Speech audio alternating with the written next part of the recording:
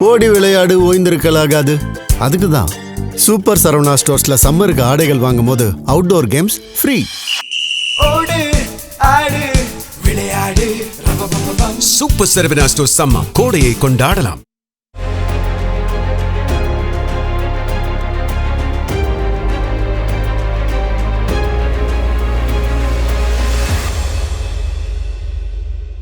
நேயர்கள் அனைவருக்கும் நான் சுஃபியான்.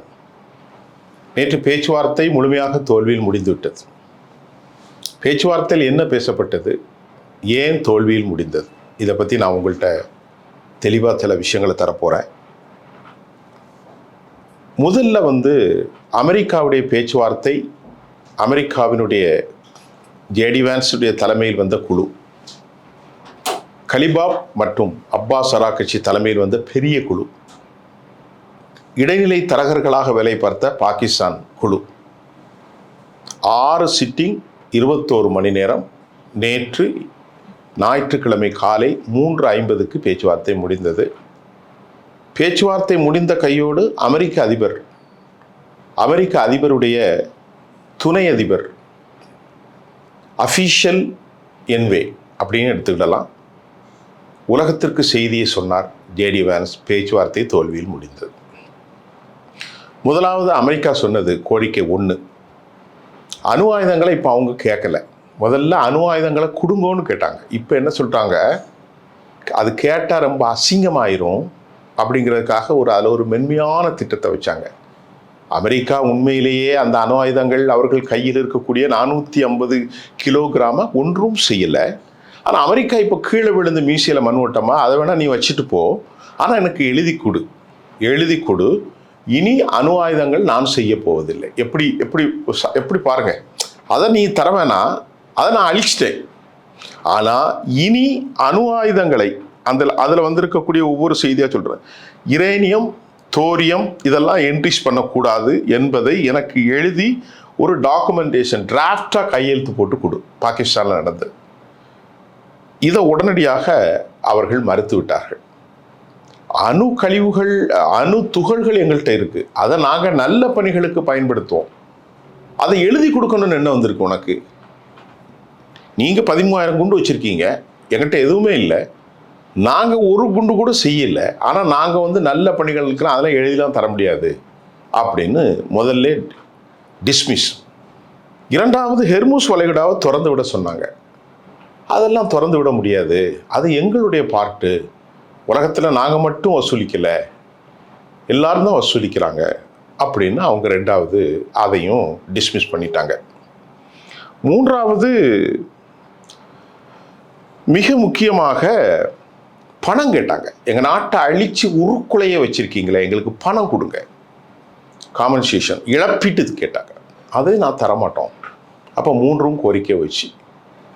நான்காவது, எங்கள் நாட்டில் இருக்கக்கூடிய நான் எந்த அணுகுண்டும் செய்யாத காலத்தில் எங்கள் சொத்துக்களெல்லாம் முடக்கி பல 100 கோடி பில்லியன் டாலர் அநியாயமாக போச்சே, அதுக்கு எனக்கு ஏதாவது உடனே ரிலீஸ் பண்ணுங்க சார் அப்படின்னு கேட்டாங்க. அதெல்லாம் ரிலீஸ் பண்ண முடியாது. அப்புறம் எங்கள் நாட்டு மீது போட்ட தடை, அதையெல்லாம் நீக்க முடியாது. அப்போ என்ன பேச்சுவார்த்தைக்கு அமெரிக்கா வந்தது? அமெரிக்காவிடத்தில் 10 பேச்சுவார்த்தை சொன்னார்கள். இப்போ அடுத்து மிக முக்கியமான ஒரு கேள்வி என்னன்னா, இஸ்ரேல் அத்துமீறி காசாவில் 1 லட்சம் பேரை கொன்னாங்க, 2 லட்சம் பேரை கைகால எடுத்தாங்க. அதே மாதிரி இப்போ லெபனானுக்குள்ள புகுந்து உள்ள தாக்குறாங்க. அந்த தாக்குதலை உடனடியாக நிறுத்துங்க. உள்நாட்டு அடுத்த நாட்டு விவகாரத்தில் நீங்கள் தலையிடக்கூடாது. உடனே அமெரிக்கா சொன்னால் இதெல்லாம் லெபனானுடைய பிரச்சனை, இஸ்ரேலுடைய பிரச்சனை, இதுக்குள்ள ஈரான் பிரச்சனையை கொண்டு வர முடியாது. அப்போது ஈரான் வைத்த 10 கண்டிஷனில் முதலாவது கண்டிஷன், அணு ஆயுத பிரச்சனைகள் தீர்க்கப்படவில்லை.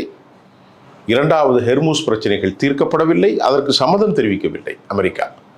மூன்றாவது, லெபனானுக்குள்ளே நாங்கள் அடித்து தாக்கி 100 பேரில் 1000 பேரை சாவடிப்போம், நீங்கள் கேட்கக்கூடாது. நாலாவது, முடக்கப்பட்ட சொத்துக்களை, பொருளாதார தடைகளை பற்றியெல்லாம் ஒன்று நீக்கிறதுக்கு நாங்கள் அனுமதிக்கலை, அதெல்லாம் தர முடியாது. இழப்பீடும் தர முடியாது. இது அல்லாமல் மற்ற பேச்சுகள் தனி. இந்த இந்த முக்கிய கோட்பாடுகளை அமெரிக்கா முழுமையாக தள்ளுபடி செய்துவிட்ட காரணத்தினால் போர் முழுக்க நின்று போய்விட்டது என்ற அர்த்தத்தில் இருந்தது. போர் இனிதான் ஆரம்பிக்க போகிறது. இதற்கிடையில் அமெரிக்க அதிபர் விரக்தி அடைந்து நேற்று சொன்னார், கப்பல்கள் எல்லாம் இங்கே வரட்டு, ஹெர்முஸ்க், அங்கிருந்து வரக்கூடிய எல்லாத்தையும் நாங்கள் தடுக்க போகிறோம், பணம் வாங்கக்கூடாது, ஒரு இடத்துல பணம் வாங்கினா மற்ற இடத்துல நான் வாங்க முடியாது, அதனால் யாரெல்லாம் பணம் கொடுத்து ஈரானிடத்திலிருந்து வருகிற கப்பல்களை நாங்கள் விடமாட்டோம், மற்ற கப்பல்களை நாங்கள் அனுமதிப்போம் என்று எங்கேயோ இருக்கிற அமெரிக்கா ஈரானுக்குள்ளே வந்து பஞ்சாயத்து பண்ணுறதில்ல என்ன நியாயம் இருக்குது அப்படிங்கிறத நீங்கள் பாருங்கள். எங்கேயோ இருக்கிற அமெரிக்கா அந்த கடல்கள் போகிறது வந்து என் நாட்டுக்குள்ளே நான் பணம் தரணுமா தரக்கூடாதான்னு அமெரிக்கா பேசணும். நீ எந்த கப்பலும் வரக்கூடாது, எந்த ஆயிலும் போகக்கூடாது, பணத்தை வந்து டிமாண்ட் வைக்கிறது எப்படி? ஆனால் அமெரிக்க இராணுவம் அதை மறுக்கிறது. அமெரிக்காவுடைய கடல் படைகள், அமெரிக்க கடலாதிக்க படைகள் ஏற்கனவே வந்து நல்ல அடி வாங்கி தான் திரும்பி போயிட்டாங்க. USS Gerald, USS Abraham, USS Gerald R Ford, USS Carney Wilson, USS Truman, USS Harry Truman, USS Santo, USS Tripoli, எல்லாம் இன்னும் நிறைய பேர் இருக்குது, அதெல்லாம் தேவையில்லை, ஒரு 6-7 பேர் நான் சொன்னேன்னா இது எல்லாமே திரும்பி போயிட்டு. நீங்கள் பாருங்கள், வருது வருது வருது வருதுன்னு தமிழில் ஒரு பாட்டு வந்த மாதிரி எதுவும் நடக்கலை. மறுபடியும் கொண்டு வந்தால் அவங்க சாகடிச்சிருவாங்க. ஏன்னா அவர்களுக்கு கன்னி வெடிகள் ஏராளமாக இருக்கிறது தெரியும். இந்த ஹெர்முஸை ஒட்டி பக்கத்தில் தான் கடல் மலைகள்லாம் இருக்குது, அது கீழே தான் அவங்க ஏராளமான எல்லாவற்றையும் புதைத்து வைத்திருக்கிறார்கள். ஆகவே அது நாசமாயிரும் என்பது அவர்களுக்கு நன்கு தெரியும். அதனால் அங்கே போய் உயிரிழப்பதற்கு அமெரிக்காவுடைய இராணுவம் ஒருபோதும் விரும்பாது என்பது உண்மை. இப்போ இந்த நிலையில் அமெரிக்காவோடு நாங்கள் கூட்டு சேர மாட்டோம் அப்படின்னு மறுபடியும் அறிவிச்சிட்டாங்க. யார் அறிவிச்சிருக்கா? இங்கிலாந்தினுடைய பிரதமரும், அது மட்டுமல்லாமல் இங்கிலாந்தினுடைய இது மற்ற பிரான்ஸ் எல்லாம் சேர்ந்து நாங்கள் இந்த ஹெர்முஸ் பிரச்சனையை பற்றி நாங்கள் பேசிக்கிடுவோம், நீங்கள் பேசக்கூடாது அமெரிக்கா அப்படின்ட்டு அவங்க தழிச்சிட்டாங்க. இதே வெற்றி மேல் வெற்றி. அமெரிக்கா சொன்னதுக்கெல்லாம் ஆடக்கூடிய இந்த நேட்டோ நாடுகள், England, France, Germany, Italy, Spain, இந்த நாடுகள் எல்லாருமே சேர்ந்து ஒரு கூட்டமைப்பு ஆயிட்டாங்க. நாங்கள் பேசிக்கிறோம், நீங்கள் வந்து தலையிடக்கூடாது. ஏன்னு கேட்டால் ரொம்ப ராஜதந்திர யுத்தியோடு யூரோப் யூனியனை உடைச்சிட்டாங்க. அமெரிக்காவிலிருந்து யூரோப் யூனியனை உடைச்சிட்டாங்க. இப்போ அங்கே போகக்கூடிய கப்பல் யாருக்கெல்லாம் போகுது? ஈரானுக்கு போகுது, ரஷ்யாவுக்கு போகுது. ஒரு பேச்சுக்கு சொல்ல வரேன், இந்தியாவுக்கு கூட வந்துக்கிட்டு இருக்கு, சீனாவுக்கு போகுது, ரஷ்யா, இந்தியா, பிரான்ஸுக்கு கூட கொடுத்துட்டாங்க, ஸ்பெயினுக்கு தாராளமாக கொடுத்துட்டாங்க. ஸ்பெயினுடைய அலுவலகமே அங்கே ஓப்பன் பண்ணிட்டாங்க. ஸ்பெயின் தான் ஆரம்பத்திலே அமெரிக்காவை உள்ளே வராதடா அப்படின்னு சொன்னது, ரெண்டாவது பிரான்ஸ்.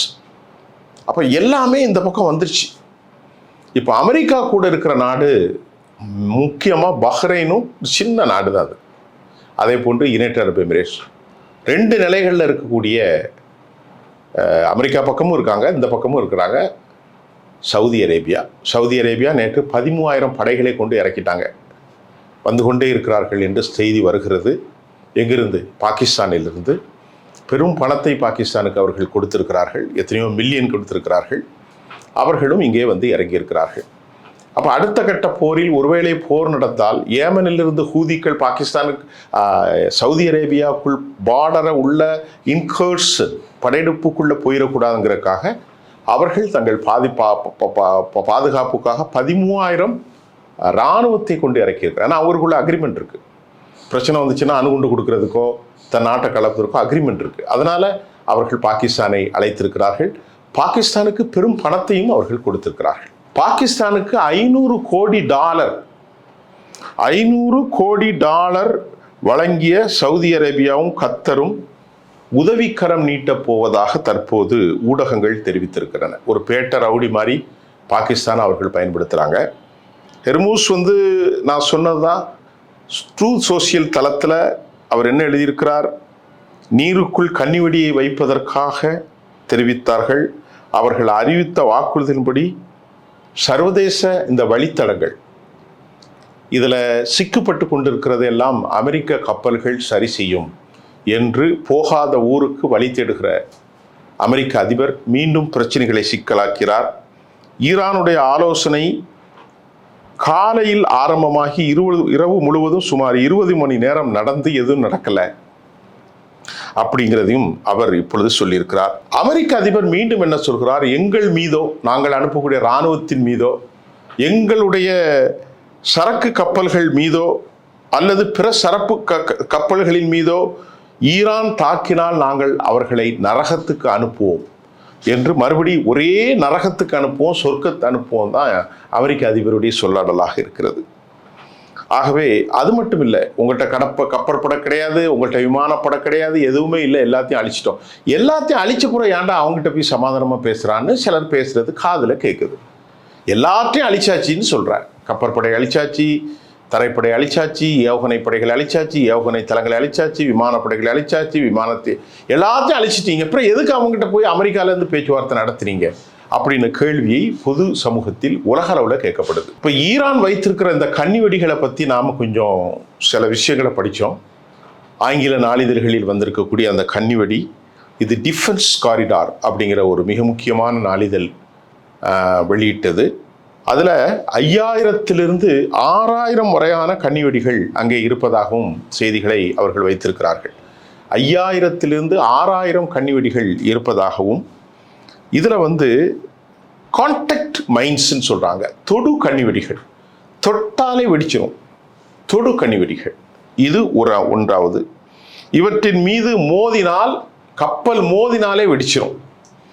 2 தாக்க கன்னிவெடிகள், அதற்கு பேரு இன்ஃப்ளூவன்ஸ் மைன்ஸ்ன்னு சொல்றாங்க, தாக்க கன்னிவெடிகள்.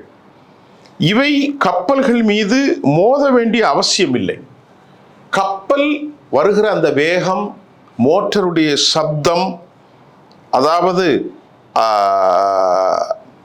அக்கோஸ்டிக் காந்த புலம், மேக்னெட்டிக், இவைகளை கண்டு நீரினுடைய அழுத்தத்திலே வெடிச்சு சிதறுமா.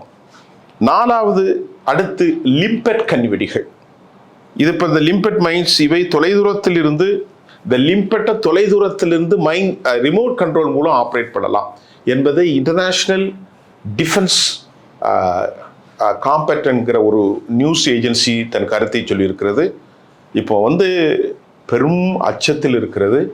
அமெரிக்கா நேரடியாக இறங்க போகிறாங்களா, என்ன செய்ய போகிறாங்க? அமெரிக்காவுக்கு அதை பக்கர் காலிபாப் அவர்கள் அறிவித்திருக்கிறார். ஒரு ட்வீட் பண்ணியிருக்கிறார் பக்கர் காலிபாப்.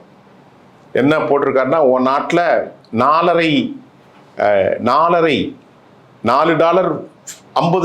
மாறிட்டு அப்படின்னு கிண்டல் பண்ணியிருக்கார். இந்த பேச்சுவார்த்தைக்கு வந்த பிறகு அதுக்கு ஒரு ஃபார்முலாவை நீளமாக போட்டிருக்கார்.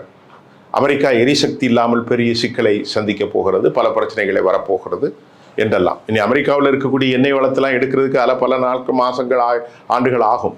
இப்பொழுது அமெரிக்கா பெரும் சிக்கலில் சிக்கியிருக்கிறது. எண்ணெய்கள் இல்லாமல் என்ன செய்ய போகிறார்கள், உலகம் என்ன செய்ய போகிறது? நேட்டோ அமெரிக்காவோடு இதாக இருக்கிறது. பேச்சுவார்த்தை தோல்வியில் அடைந்து விட்டது. மீண்டும் தாக்கினால் அவர்கள் தாக்குவார்கள். இப்பொழுது சீனாவை கடும் எச்சரிக்கிறார்கள். சீனாவுக்கு 50% போட முடியுமா? சீனா செய்மதி படங்களையும் ஆயுதங்களையும் கப்பல்களின் மூலமாகவும் வடகொரியா, ரஷ்யா, சீனா கொடுத்து கொண்டே இருக்கிறது. மத்திய தரைக்கடலில் அமெரிக்காவுடைய நண்பர்கள் எந்த முகத்தோடு இனி ஈரானை பார்க்க போகிறார்கள்? புதிய கூட்டணிகளில் கஷ்மீர் வழியாக நான் ஏற்கனவே சொன்னேன், இங்கே வந்து கொண்டிருக்கிறது சரக்கு. இப்படி பல விஷயங்கள். கஷ்மீர் வளைகுடாவை பற்றி 5 நாடுகள் தான், ஈரான், அசர்பைசான், கஜகஸ்தான் மற்றும் இவ்வளோ நாடுகள் தான். அந்த கஷ்மீர் வழியாக ஏராளமான ஆயுதங்கள் இங்கே வந்து கொண்டிருக்கிறது. ஈரான் உச்சபட்சத்தில் இருக்கிறது. இந்த கோரிக்கைகள் எதுவும் நிறைவடையாமலே இந்த போர் மறுபடி அடுத்த நிலை அடைகிறது. இன்று காலை செய்திகளோடு நான் உங்களை சந்தித்திருக்கிறேன். மீண்டும் நாளை சந்திப்போம். நன்றி.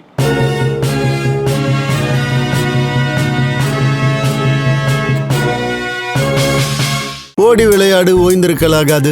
அதுக்கு தான் சூப்பர் சரவணா ஸ்டோர்ஸ்ல சம்மருக்கு ஆடைகள் வாங்கும் போது அவுட்டோர் கேம்ஸ் ஃப்ரீ. ஓடு ஆடு விளையாடு. சூப்பர் சரவணா ஸ்டோர்ஸ் சம்மர் கோடையை கொண்டாடலாம்.